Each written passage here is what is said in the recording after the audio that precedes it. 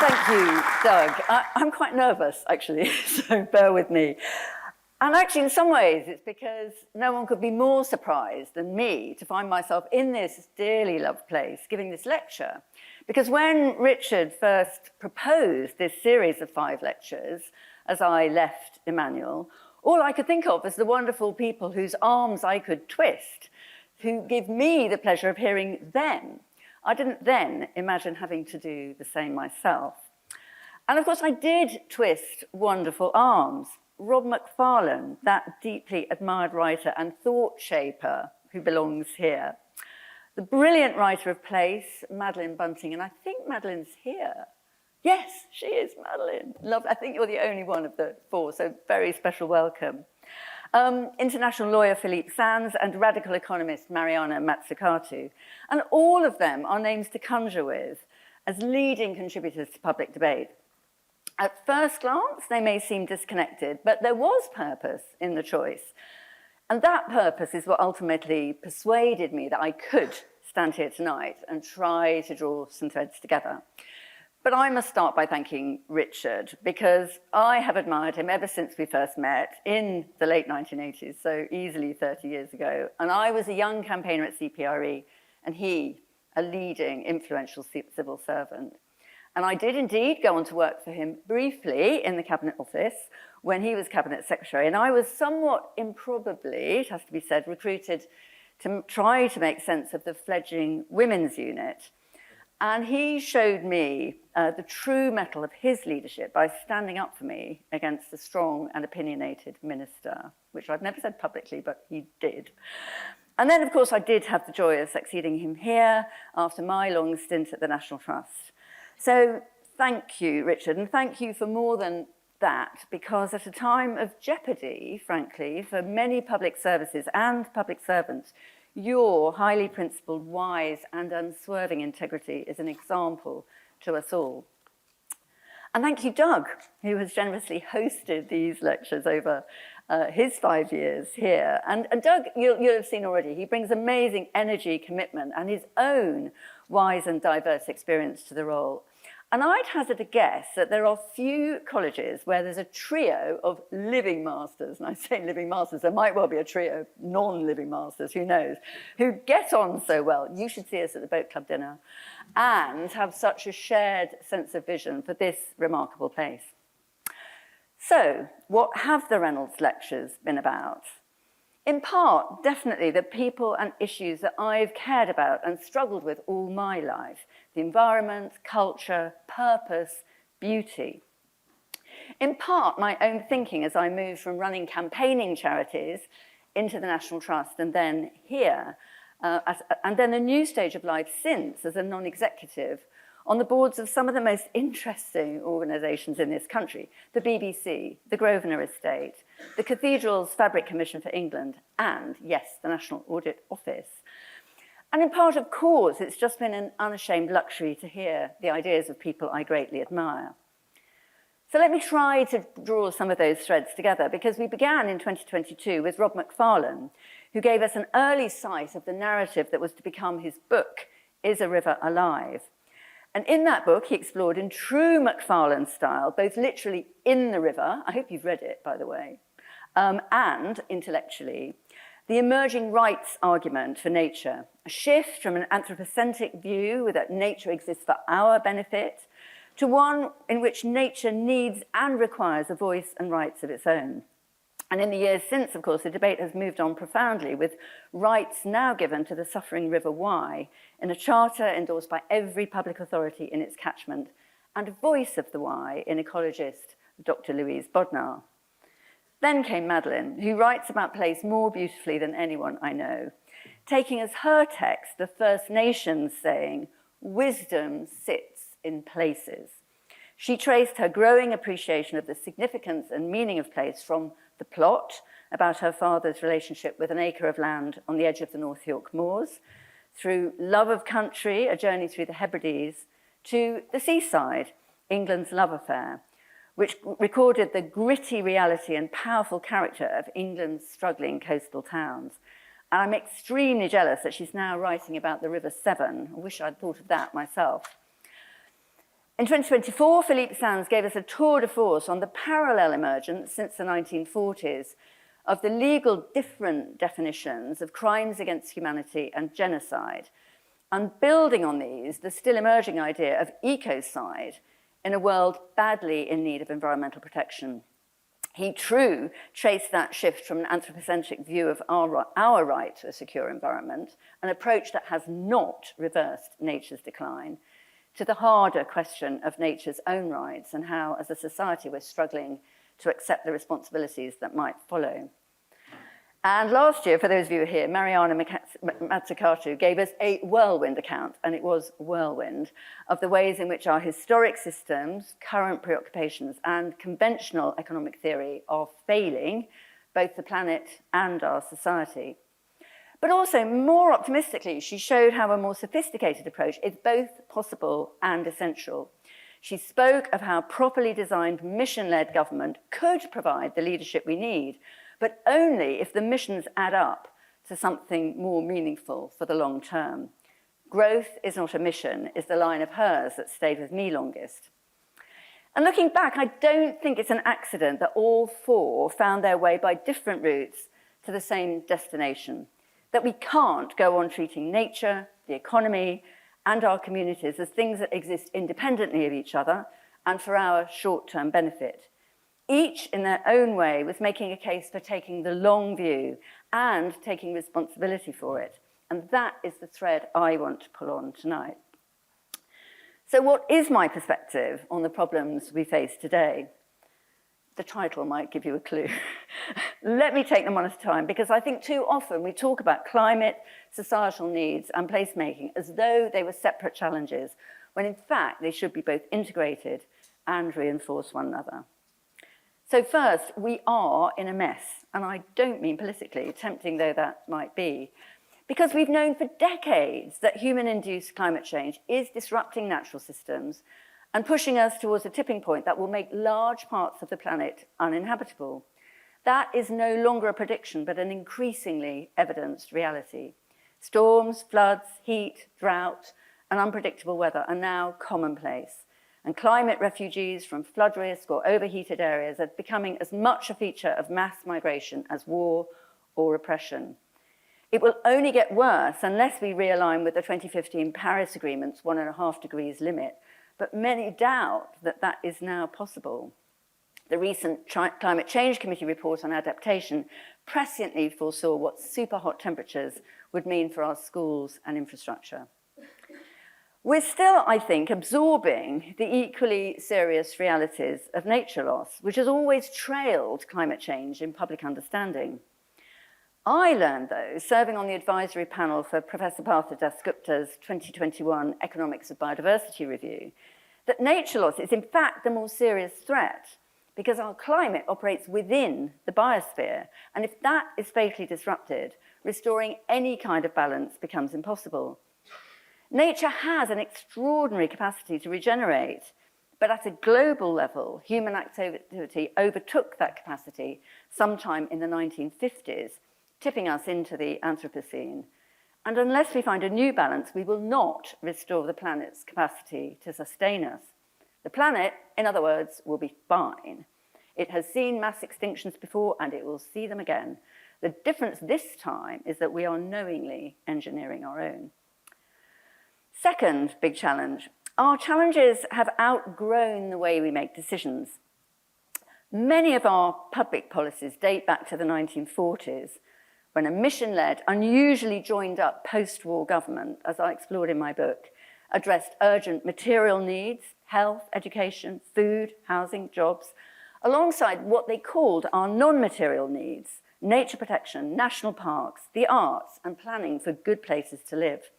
We can criticize parts of what they did, but their intentions were more integrated than ours today.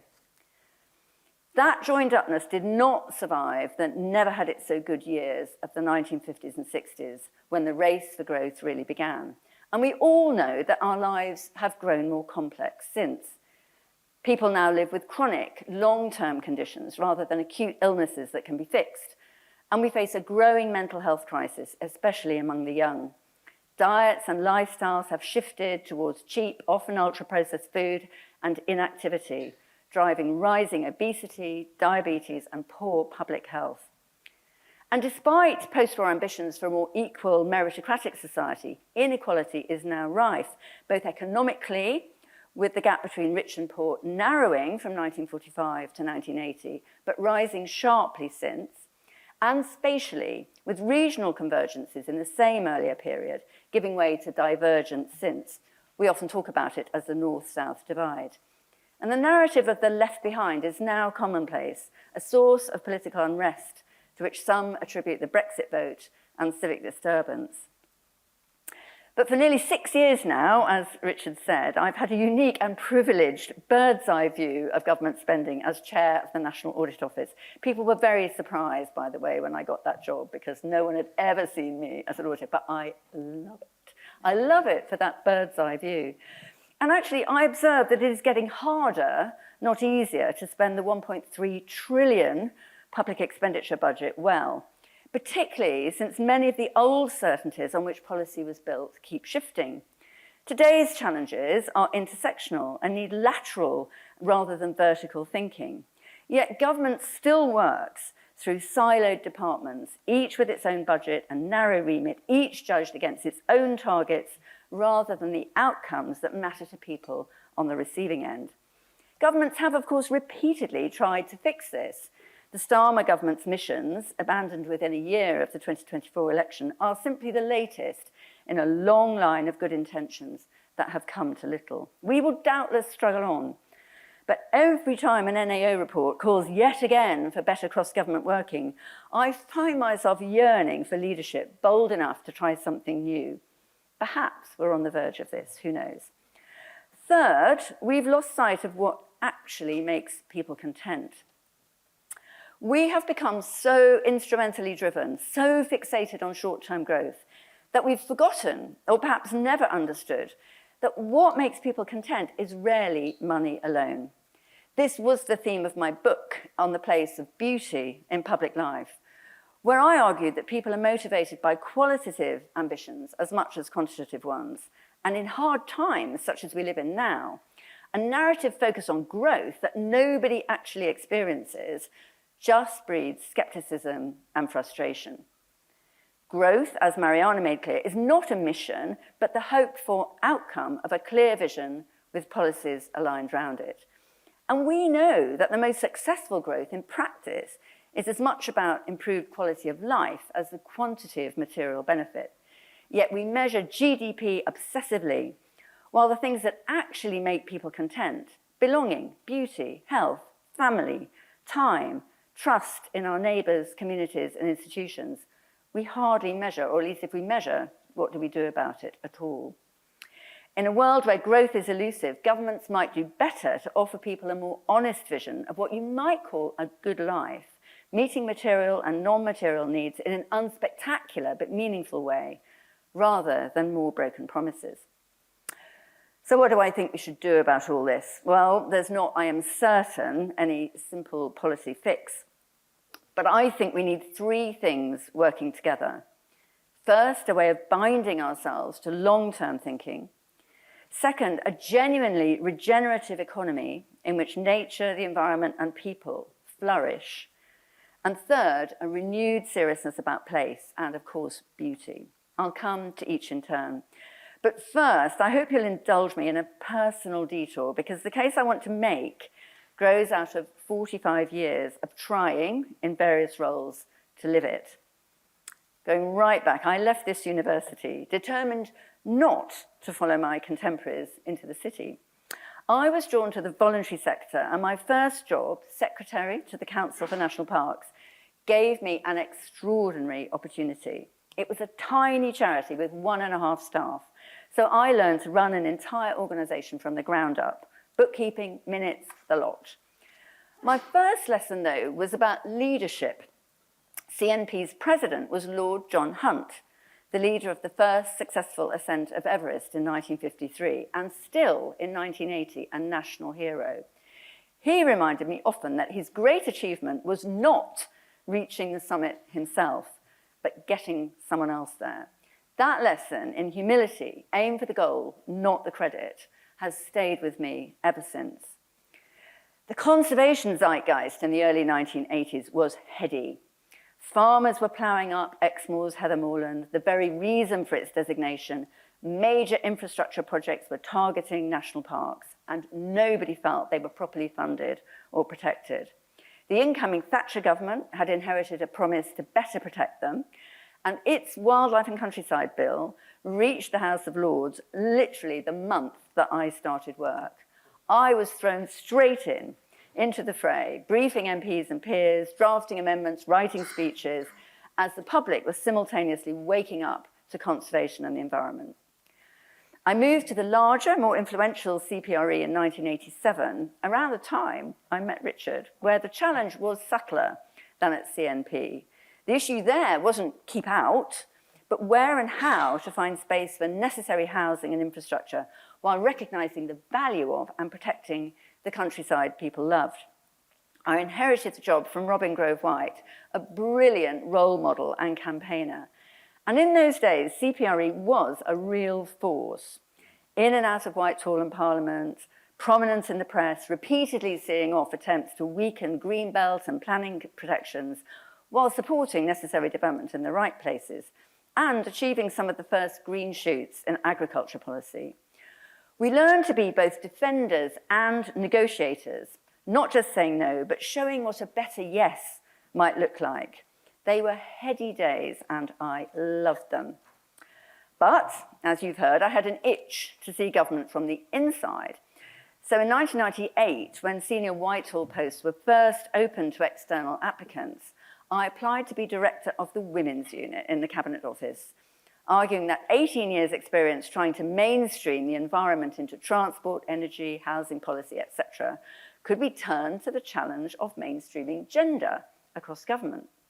Astonishingly, they gave me the job, and it was a wake-up call. I had grown used to being loved in the charity sector, but nobody in government started from a position of love.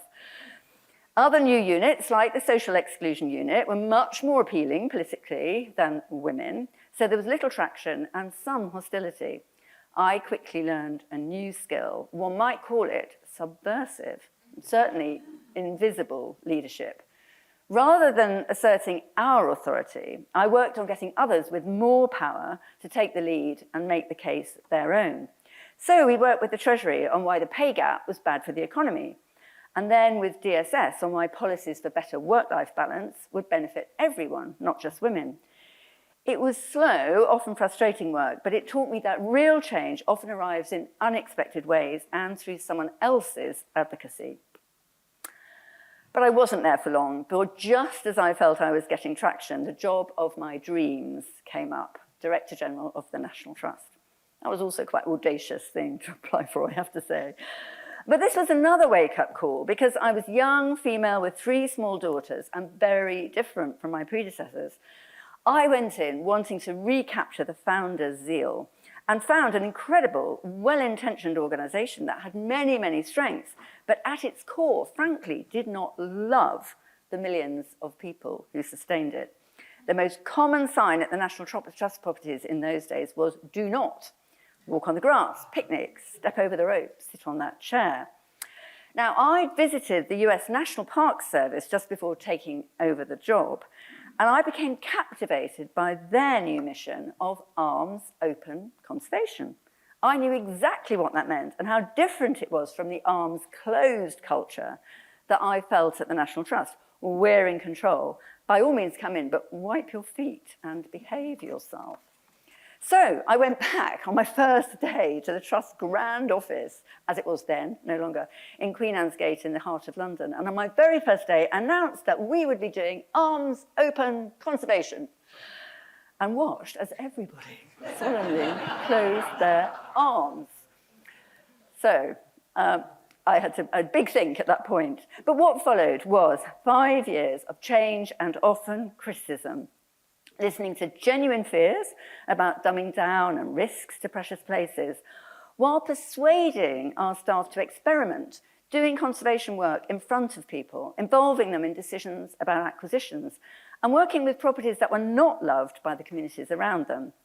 It was slow and sometimes painful work, but the trust emerged more family-friendly, more impactful and truer, I believed, to the purpose of its founders, Octavia Hill, Hardwick Rawnsley and Robert Hunter. Their purpose being to bring beauty into everyone's lives, not just members. 7 years later, by the time we passed 4 million members with much improved staff and volunteer satisfaction, greater financial strength, and wonderful campaigns like 50 things to do before you're 11 3/4 about connecting children with nature, I felt I was done.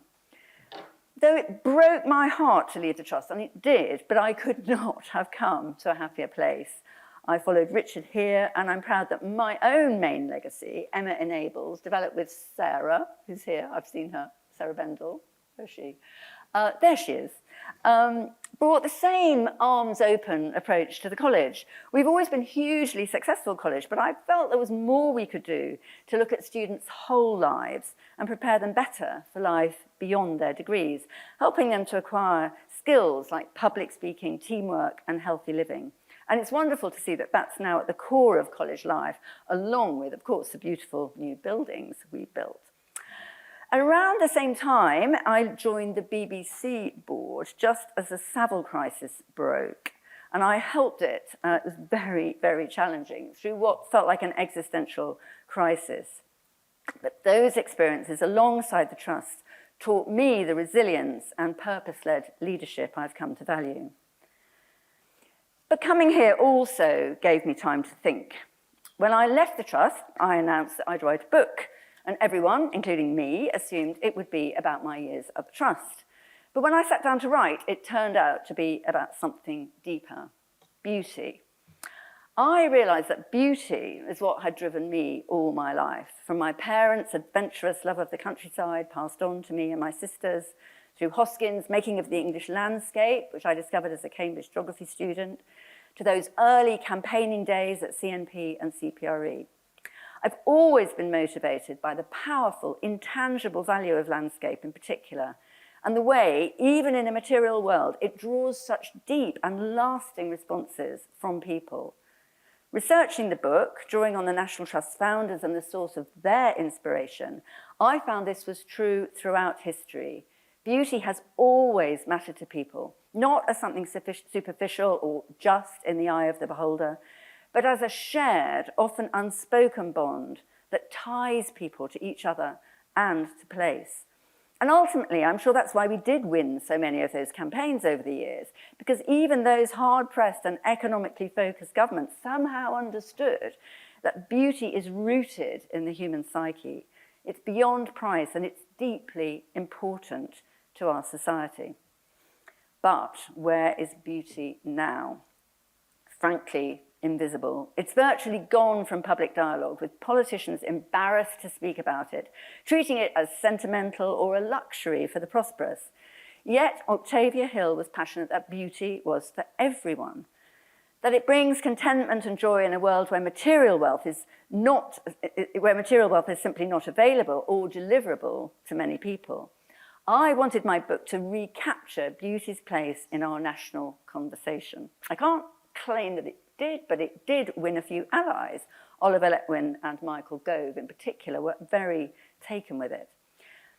My pitch today is that beauty, an appreciation of what matters but money can't buy, the intangibles of quality of life over quantities of material possessions, remains essential to addressing the challenges I've described this evening.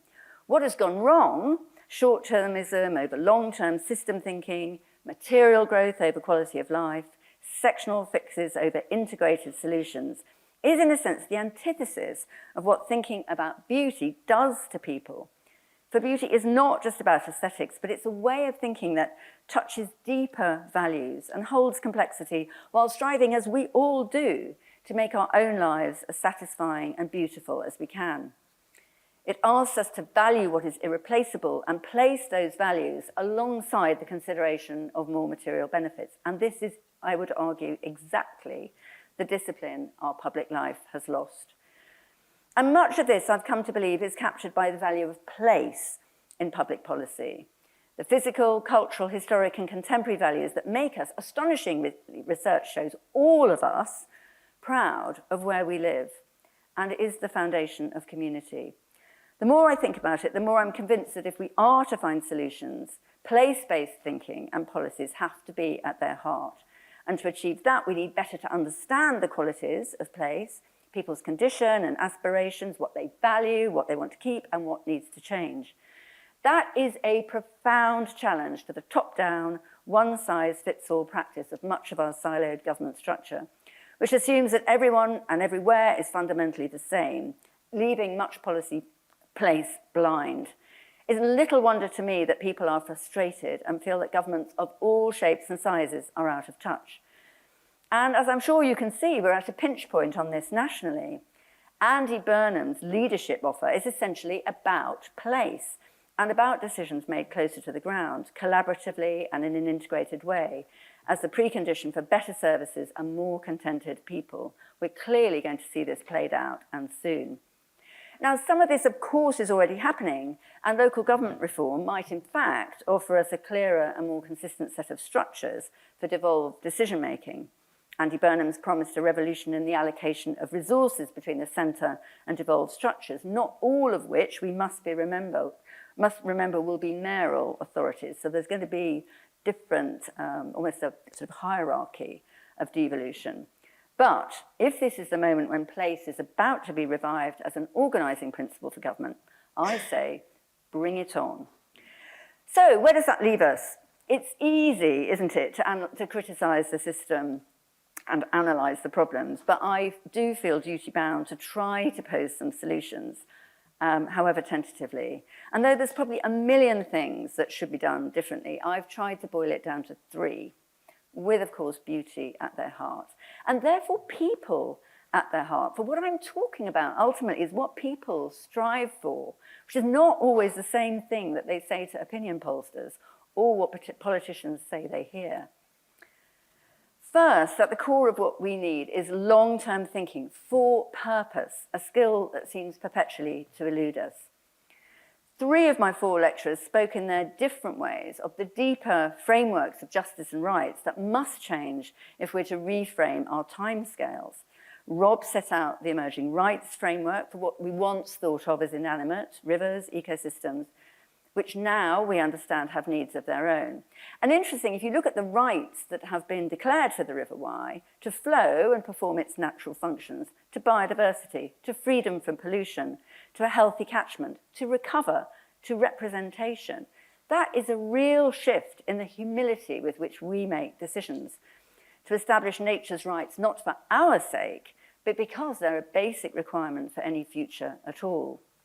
And Philippe described that global legal context in which the rights of humans and the environment are moving forward slowly and sometimes only through conflict or crisis, but building new frameworks which we will need if we're going to learn to live within our natural limits. And Mariana described the chaos that results from short-term driven habits of conventional macroeconomics in the absence of a long-term moral compass, disconnected policies, wasteful investment, a failure to understand how people actually live.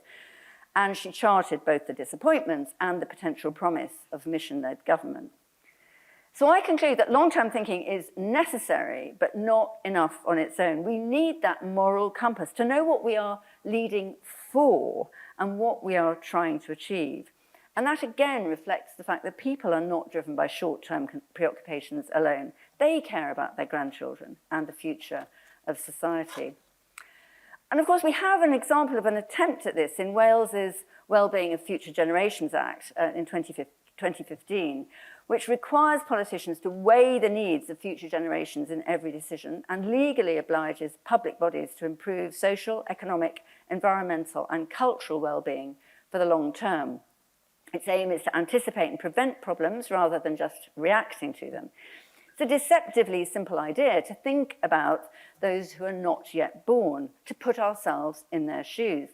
And it has teeth in the form of a Future Generations Commissioner to hold government to account and a duty on public bodies to show their working, not just assert their good intentions. And it's a landmark law with real wins to their name. They quote free school meals for all primary pupils and second place in the world for recycling. But it's not enough. The Future Generations Commissioner's 10-year anniversary report in 2025 found that progress was stifled by external forces. A UK government fixated on short-term growth, scarce resources for net zero and prevention, an unsustainable food system, tangled partnership and funding structures, and declining trust in public institutions. So even a country determined to think long-term runs into apparently insurmountable obstacles. But at least Wales has a vision of sustainability, equity, and protection of the things that matter, including Welsh culture, identity, and landscape. A different way, perhaps, of saying that beauty needs to matter. My second pitch is the need to embed circular regenerative principles across every system and policy. As we've seen, nature has a capacity to regenerate, but human activity has long outstripped it. Unless we restore renewable systems in practice, as well as principle, we will not make the planet or the way we live in it sustainable, and we will not achieve our nature recovery and environmental goals. Now, here again, there are signs of progress in waste and recycling, in regenerative and agroecological farming, in nature recovery, and the push for renewable energy.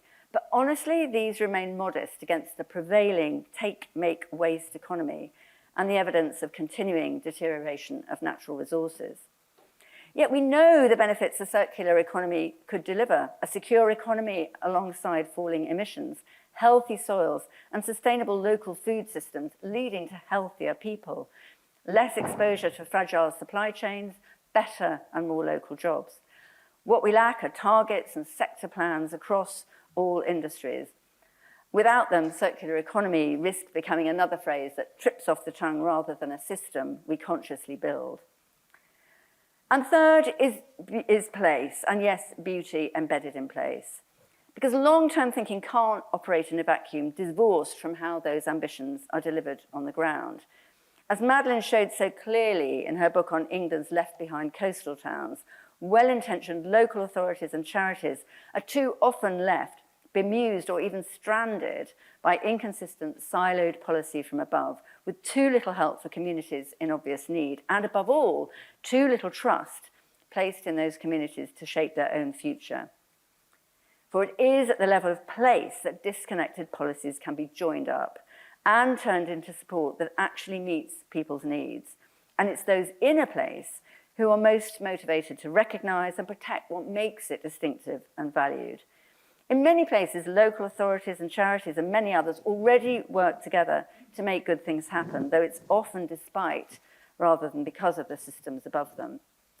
But where place-based leadership has worked, it offers real hope. And we've heard a lot recently about Andy Burnham's time as Mayor of Greater Manchester, with real powers, resources, and responsibility for key local services.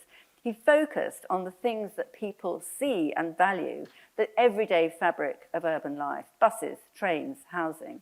We need more of this across a wider geography and a wider range of places and policies, and more focus on sustainability.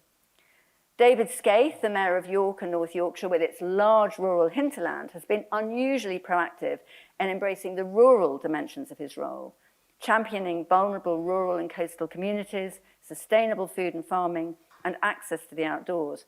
A reminder that place-based leadership means something completely different in a market town, a fishing village, or a remote hamlet than it does in a major conurbation, reinforcing the need to avoid one-size-fits-all solutions. And if good growth becomes his ambition in every postcode, how many of those postcodes are rural? We haven't heard enough about those. Now, these challenges, how to achieve multiple objectives from our limited and highly pressurised land, are why I and others, particularly Sue here, through the Food Farming and Countryside Commission, have been pressing for a land use framework to resolve tensions, help us get the right things to happen in the best places, and achieve a longer-term, more sustainable set of outcomes. And although the government has published its plan for a land use framework, it's focused exclusively on the national level. That can't be right. There must also be processes closer to the ground, where there can be public engagement and democratic legitimacy to the process. And of course, all this depends on what, in practice, the new mayors and combined authorities are given in terms of resources and policy levers, and whether place is treated as that core objective of government. And it's here that the concept of beauty could really make a difference, helping people to work together to create good, healthy, sustainable communities with the services they need at close hand and access to nature and green space, a far cry from the uniform, arid housing estates we seem intent on building just to meet the numbers target. But to achieve all this, one more thing needs to happen, and that is letting go by central government. And that is hard, especially for the Treasury, but it's possible and necessary. I'd call what needs to happen freedom within a framework, providing a strategic, clear, joined-up vision from the centre with a clear framework for the things that have to be done centrally or standards that have to be set centrally and done consistently, but to ensure that within that framework there is genuine devolution to local actors with the insight, capability and confidence to design what works locally and create places where people can live happy and secure lives. This is a really hard discipline for the centre because it means resisting the temptation to announce a new initiative every time something goes wrong and trusting that local institutions, given the right tools and with that clear framework, will make better decisions on the ground than Whitehall and Westminster can from a distance. Of course, places will change as a result. Nothing stands still. But the way places evolve is crucial. It's no wonder to me that people object when a vast housing estate is proposed to be dumped on their doorstep. Yet those same people are often accommodating of change when they're involved in it and can shape it. As Madeline said, places are made of multiple influences: culture, history, heritage, architecture, economics, and of course, people. And no place is the same. We don't want to live in anonymous, characterless places, what Ian Nairn, in his angry 1955 issue of the Architectural Review, outrage, and if you remember that, he called it subtopia. So we need agency to shape our places together. And we need to do things differently. I'm intrigued by the work Hilary Cottam has been commissioned to do for DEFRA, to work with communities in Cumbria and Dartmoor, both national parks, so with clear national expectations of them, to design new support systems that will deliver environmental, social, and economic goals with local people. We should all be watching this work closely. So, there you have it. My hopes for a different, sustainable future. None of this is easy, and of course I'm conscious that a lecture is a poor substitute for the hard, patient work of actually doing it. But I don't think any of it is impossible either, and that in the end, the case I most want to make tonight is that the mess we're in is real, but not inextricable, that long-term thinking, regenerative systems, and a seriousness about place are not pious aspirations, but practical, hopeful tools that are already being tried in places across this country and beyond, and that it is well within our power to join them up, should we set out to do so. And ultimately, I believe that the concept of beauty at its deepest level can help us in that task. We know from history that beauty has motivated societies and decision makers time and time again, and that it has the power to inspire people to engage with the long-term future in ways that all the top-down telling policies from government can never do. For ultimately, change can't be imposed on people, but must come from the heart, with beauty providing the inspiration for a different way of living and governing. Looking back over the 5 years of Reynolds Lectures, I find it inconceivable that Rob's vision of rights for nature or Philippe's account of an emerging global legal order to safeguard the environment will not come to pass, or that Mariana's case for mature mission-led government will not eventually have a better chance of success. But at the end of the day, it is Madeline's evocation of place, of community, of the integrated, sustainable joining together of social, economic and environmental goals at the local level that seems to me to be key to whether we can help the people of this country to a better future, satisfying and sustainable, and thus provide some prospect of a long-term future for humanity itself. Thank you.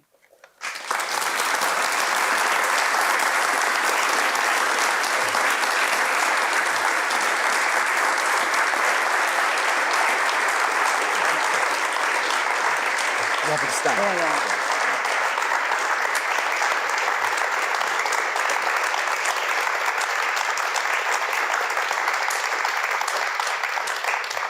Well, I mentioned in my opening words that I anticipated you were going to give us much to reflect on, and you have just done exactly that. But it's not just theoretical. Your experience and your hard-earned experience, I think, really has come to it. And you mentioned a phrase in there about something deeper, which is why you were nervous about it, because you have given us much of your thought and you've stitched together in a really wonderful way. You've also given us a scaffolding, if I can use the word, of long-term thinking, circular regenerative principles, place-based leadership, all within an ability to let go, which we know is really, really hard.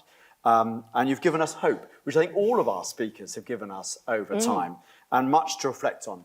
But that act of reflection, I think, begins now. So we'll open up into sort of a bit of Q&A. And if I could ask you to raise your hand, I think if we've got microphones, they're going to move around. And when we get to you, if you could just sort of explain who you are, just for we all and then your question, and then pretty honest, Fiona's going to grab it straight away, but I'll do my best if moderation is required. So first questions? Right, quick as a shot down at the bottom. Yeah. So we're going to start down at the bottom here. We've got two in a row, but I'll start with you first, if I may. Yeah.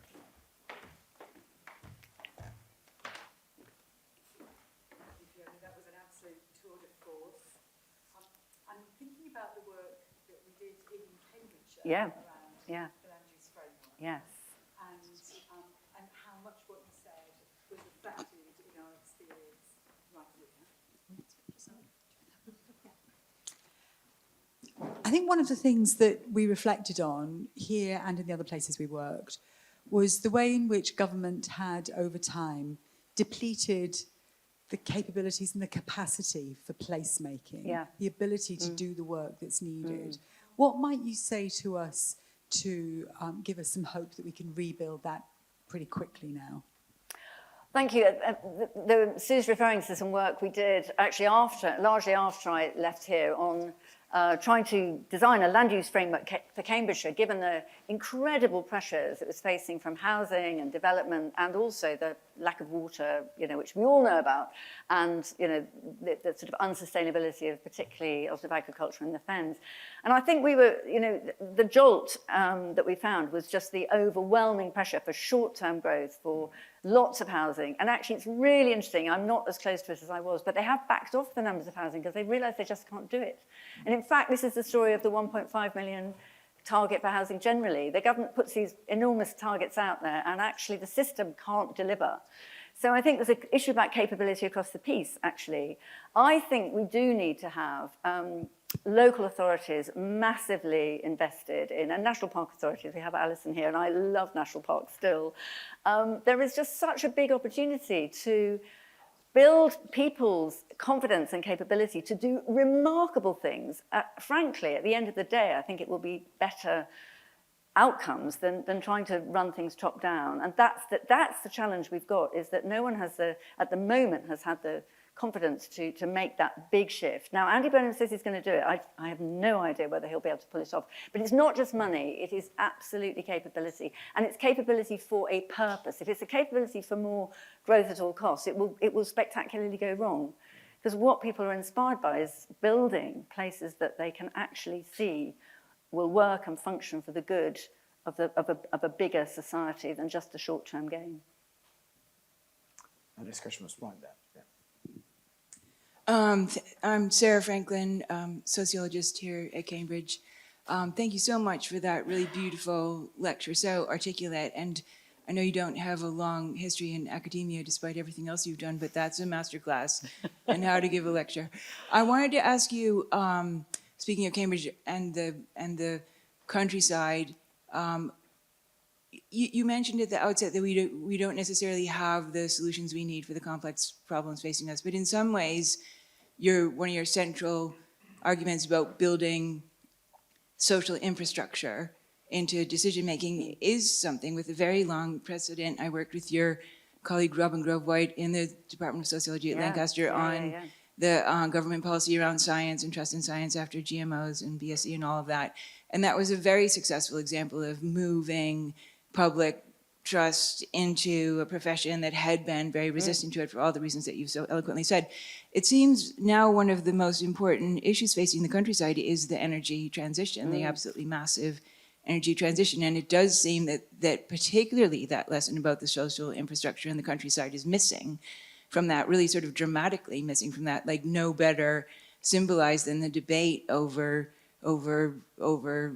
huge solar farms in the countryside versus solar on rooftops, et cetera, et cetera. So why is it, do you think, that when the precedent is there, the evidence is there, the historical achievement in many important professions in Britain of using public trust to make better policy, it is very historically prominent. Why is it so ignored in an area that's so important? I think it is that over-centralisation. I don't know, Richard might have a perspective on this. I think government has become more and more centralised over the years and can't remember what it was like to confidently delegate to local communities and local authorities.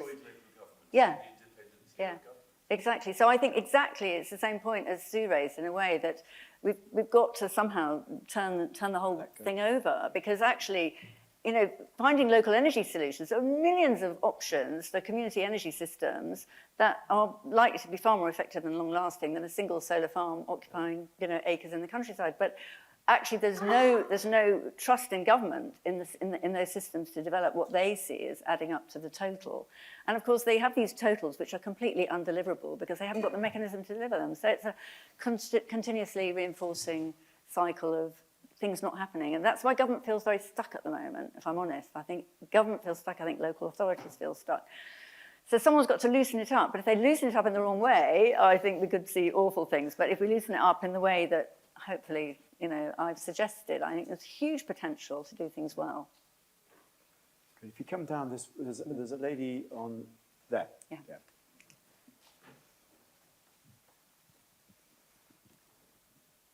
Thank you. My name's Helen Brown. I'm affiliated to the Bennett School.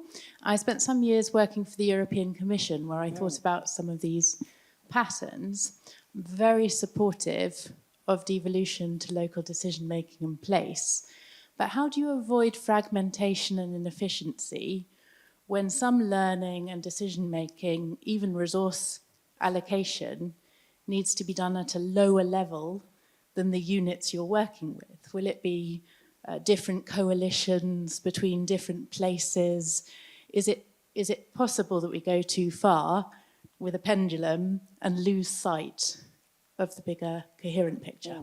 Of course it's possible that we would go too far, but personally I don't think that's a risk at the moment. I think the risk is that we're just not, central government is constitutionally unable to let go, and I think there's a real kind of challenge to the way that, you know, people feel about government. You know, trust is being lost and people just look, you know, HS2, there's so many examples of disasters. So for me, it's not, the risk is not of going too far. I think the risk is of not going far enough. And I do think this is I'm not a particular fan of local government reorganisation because I've seen it over 45 years, implemented really badly, government, you know, saying going to do X and only getting halfway and then giving up. You know, there's been so many examples of that. But this time, if there is a more consistent structure and there is a deal that goes with it, of this freedom within a framework, you've got to say, you know, what the big goals are, and you've got to be clear what's central and what's not. I think there could be opportunities. I'm a bit worried about rural areas. I think the mayoral local government structures will get all the resources and all the money, and the left behind will probably be the countryside. But I still think the risk is greater of them not being able to let go. I agree with that. So we've definitely got momentum now. But I'll one in the back right, and then I'll come to the gentleman on the left end. Then I'll come to you in the middle. Okay. Yeah. I'm Caroline Johnson from the Isaac Newton Institute, where I work as a scientific knowledge exchange coordinator. A lot of the questions so far have reflected on system, and I just wondered whether you had a take-home on a more personal, individual level that we could take from your lecture, beautiful lecture today, of something we can each do individually to either reconnect or better connect with our sense of place. Oh, that's a lovely question. And yes, I'm very, very attuned to place in the sense, I mean, I'm a geographer, obviously, so that might explain some of it. But everywhere, you know, I have a very, very kind of deep loyalty to place. And I actually think everyone does. And actually what's become even more the case in recent years is I've sort of started getting more involved in place and more involved in decisions. I'm now home in Gloucestershire. I'm High Sheriff of Gloucestershire, which is kind of extraordinary and mad, but actually giving me a chance to really get to know the county and people in it. And I would say that, and at this point I made rather briefly about research. In my book, I did a lot of work on what research had been done about people's relationship with place. And everyone thinks, oh, you know, if you live in a dreadful council estate or a horrible, you know, you don't love your place. That's not true. People love their place, absolutely love their place, and just feel incredibly frustrated that no one else seems to. So actually, for me, getting involved is the way. And I think we're all incredibly busy, but getting involved in your place brings such rewards. I will come back. There's a couple more in the middle. I'll come to Hello, my name is Simon Creer. I'm the Director of Communications from the Royal Town Planning Institute. First of all, my new Chief Exec, Rachel Fisher, says hi. I love Rachel. We're obviously very supportive of the placemaking sort of approach. I'm Director of Communications, so I think a lot about community engagement and communication, and I'm wondering if you've done any thinking on how to actually facilitate the levels of community engagement that would make it meaningful for communities to take part in shaping their place. Well, that's probably the subject of another seminar, but very, very briefly, I think the worst thing you can do is engage people when there's a threat, because everybody's hackles are up. And I've seen so many examples of, you know, a big housing estate, 500 new houses on the outskirts of a market town. You don't get meaningful engagement. I think the thing that I really believe in, and I can remember this is back in CPRE days, do you remember the parish maps project by Common Ground? It was absolutely inspiring, where people at the parish level were encouraged to draw pictures or, you know, sew, you know, needlework of their parishes and identify the things that mattered and actually talk about how change might happen. And it built such amazing both passion and love of place, but actually also readiness to absorb change, because there was just, everybody was involved. Now, it's difficult to do that at every level, but I do think getting people to think about what they'd like to see for their place, you know, before there's a threat or before. And actually, when I was on the British Academy's policy committee for a long time, we did an amazing report called Where We Live Now, which was all about love of place. And I use the word love all the time. People think it's a bit like, I don't do love, but I do. Because actually, I love this place, you know. I love where I live. And I think love is a very genuine human emotion, and I think that you need to capture that to make community engagement work. I think the lady in the middle here in red, I think was, she was very quick. So, yeah. It's coming. Thank you. Thank you. Andrew Westall, long history in policy. We actually overlapped very briefly at the Women's Unit when I was at IPPR. Yes, anyway, everybody here is probably connected. Thank you for an amazing talk. And it reminded me that there's a really interesting example in Wales where it's in the valleys where there have been a lot of attempts to change things, lots of unemployment. And a project's been done which has been at the level of the landscape, which has been using art to go back and look at historical ideas of landscape, involving art and visioning to think about going forward. And I think that's exactly, what we're talking about. Yeah. But the one thing that is still there in the background for me, so a friend of mine used to run the National School of Government, and she said, once Tim Smith came to see everybody and they were all so excited it was Tim Smith, rather than thinking, well, hang on, what lessons can we learn from not just what's happened within Cornwall, but all of the different things that were done with roads that were created, with impacts on the local economy. And what Sue said was, there are so many examples around the UK, there is hardly any learning between them, or where there's been failure. And I've been a funder, and again, community energy projects, the thing that's always failed has been governance, because everyone's tried to reinvent the wheel. So how can, alongside the letting go, how do we build that learning kind of muscle and capacity for all stakeholders, not just government, so that we're not reinventing the wheel and failing in different places? There's so much in there. Like, the only thing I would say, I do worry that government has a view that if government didn't do it, it didn't happen. You know, so there is this kind of risk that great things done by other people don't get on the register, whereas government, you know, likes to get the credit for things. And actually, that's where humility, which might have been another theme slightly running through my talk. But I think, honestly, you know, this has got to happen. And I think if there's more delegation to local level, I think there will be much more learning and cross-functional kind of engagement, but also cross-boundary engagement. I mean, actually, they're building Eden in Morecambe and in Scotland. Where is it going into Scotland? And actually, there's a huge amount of shared knowledge going in to make those. Where is it going? Where's the BNE? Dundee. So, you know, I think actually there's huge potential, but it's sort of government's got to change its mindset as well. I think the gentleman in orange, did you raise your hand earlier? No? Then you definitely did. So, and you're fast with your hand. So if we pass it down a level and across. Yeah. That's great. Thank you. Hi, I'm Miranda Gompertz, and I'm a trustee of a small Cambridge-based charity called the Red Hen Project.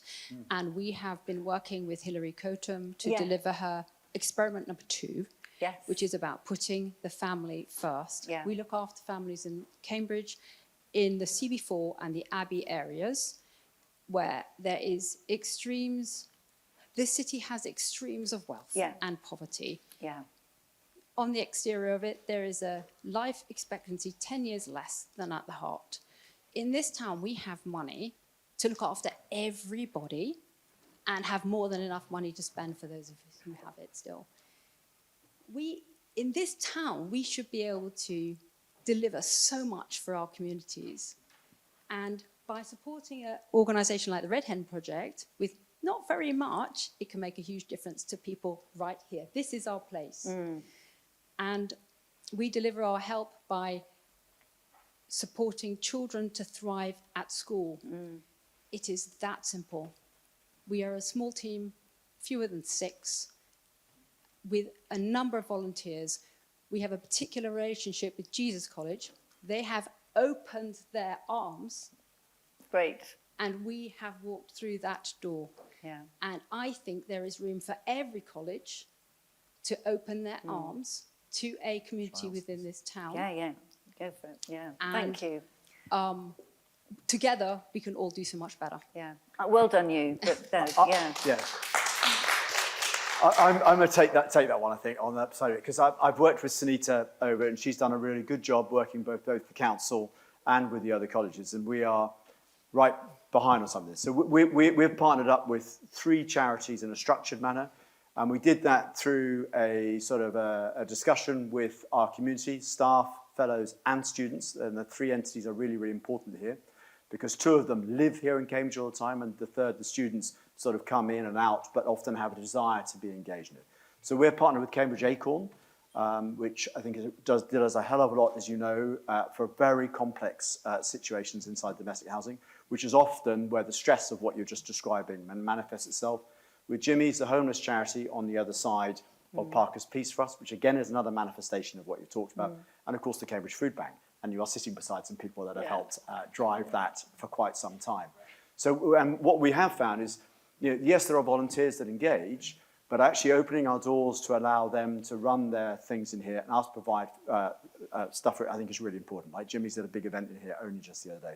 So I couldn't endorse that more, because I think there is a real worry for us as a college, actually, that we don't pay enough to our fellows and staff who live here and therefore want to connect with it, but also to make sure our students understand that we do live in this little bubble, and this bubble is connected into a city, and that goes on to it. So I applaud everything you do. In this city, we live here in Cambridge, and what you described has got this odd differences. Every city has its own sort of characters and characteristics, but we can do more, and we are trying to do more. Sorry for... No, absolutely. Yeah, there's some more questions. There were some more. Yeah. The lady just had that. And we'll come back to you next. But, the one up. And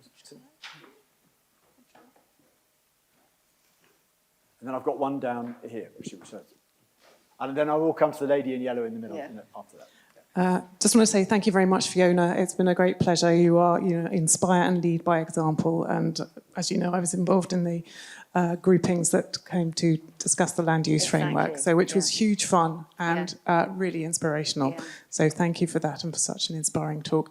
I'm Helen Dye, I'm a local resident. I've worked for the university, I live in St Ives, and was coordinator for the local nature partnership from Cambridgeshire and Peterborough, and I still work very closely with them. So turning the policy into practice, or trying to turn the policy into practice.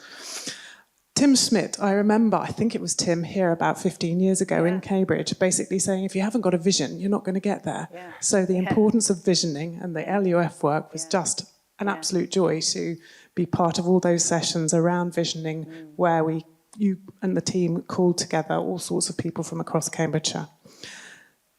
The CLR, the Centre for Landscape Regeneration that you're involved in, and I'm involved in, and other people here may be involved in here at House in the David Attenborough building.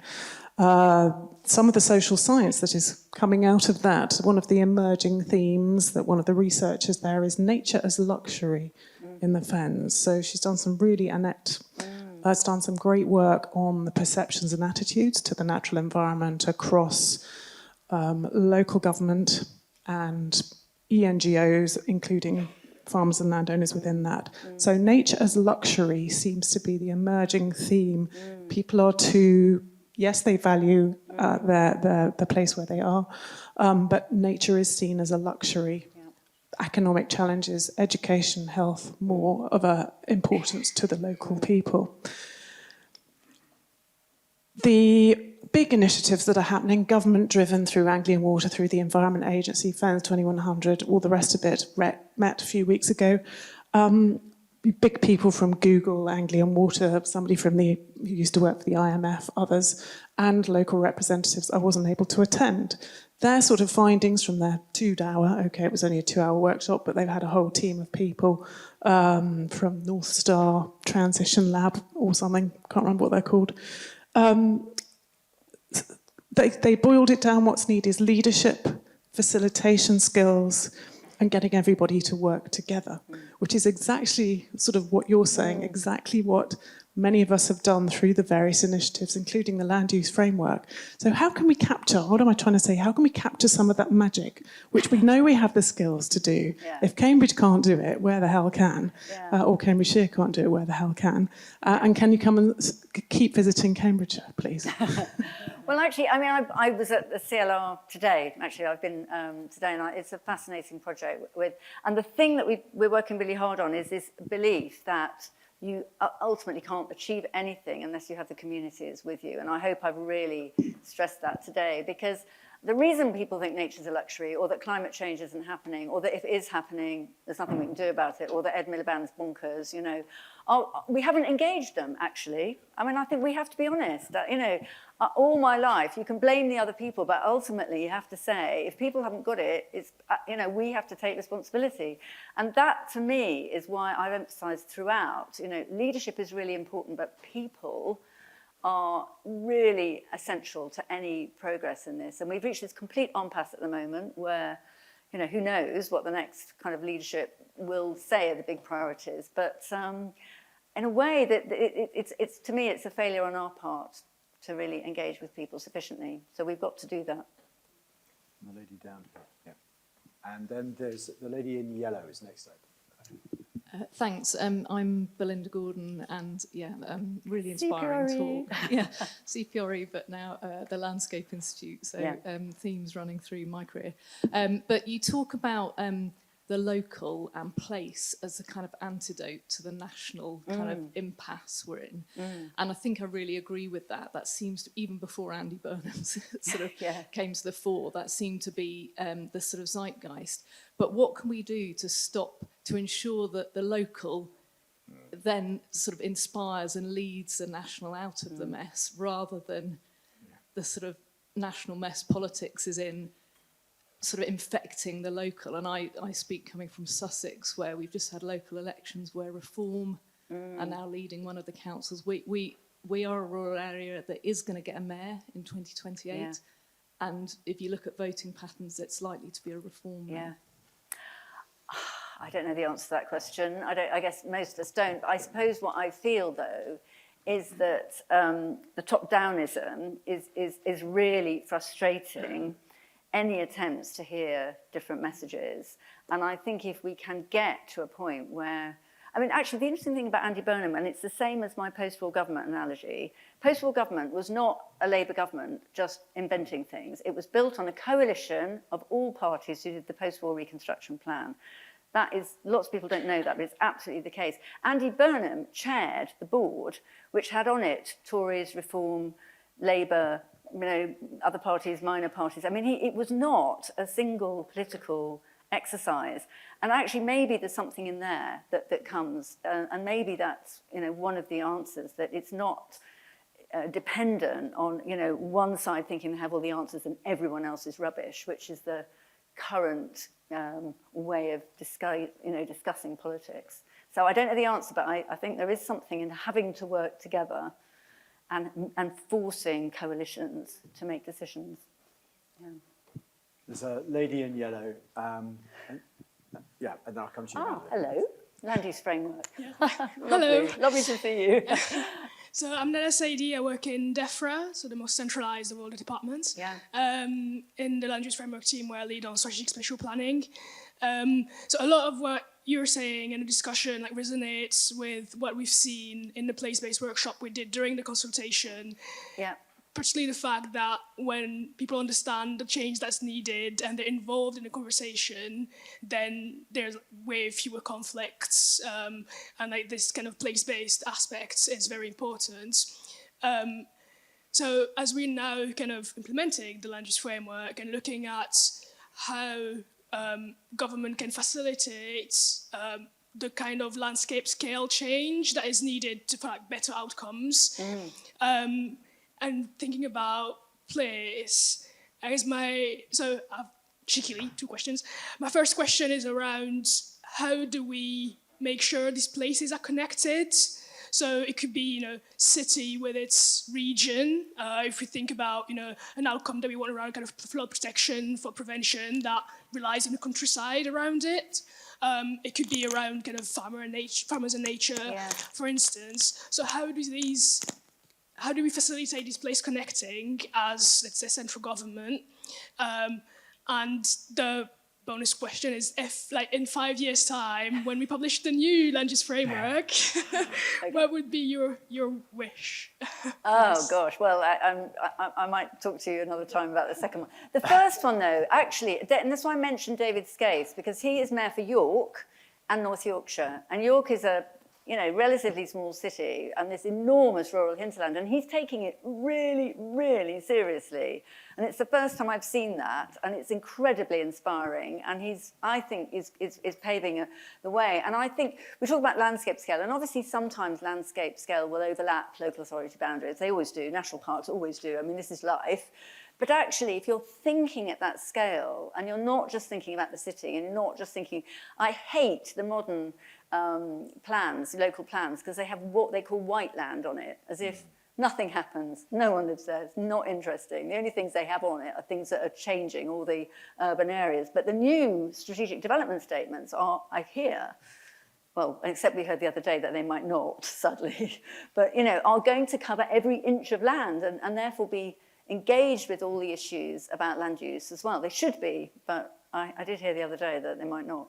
But therefore, I think the issue for me is in 5 years' time, we will not be fixed anything, but we should be on a path to placemaking at a much more local level that people feel connected with, they feel passionate about, they feel part of it, and it should be joined up. It should be social, economic, and environmental. That's what I would count as a big success. And if you don't have a land use framework in that, at that local government level, it won't happen, okay? And there's, we're getting short of time, so I think, and I always said this was going to be the first phase of points of reflection. So, but the last question I think really should rest with you, Madeline. So over to you. Madeline. Hi, Fiona, and thank you so much for such a thought-provoking lecture. I'm just reflecting, and I'll try and be very brief. I've been walking the River Severn, as you know, 220 miles. I've now done it. Lucky walking you. through a lot of small market towns and thinking a lot about placemaking and my long-standing interest in the subject. And I think that placemaking is so profoundly about relationship, who relates to who and where and how. and under what auspices, what kinds of institutions.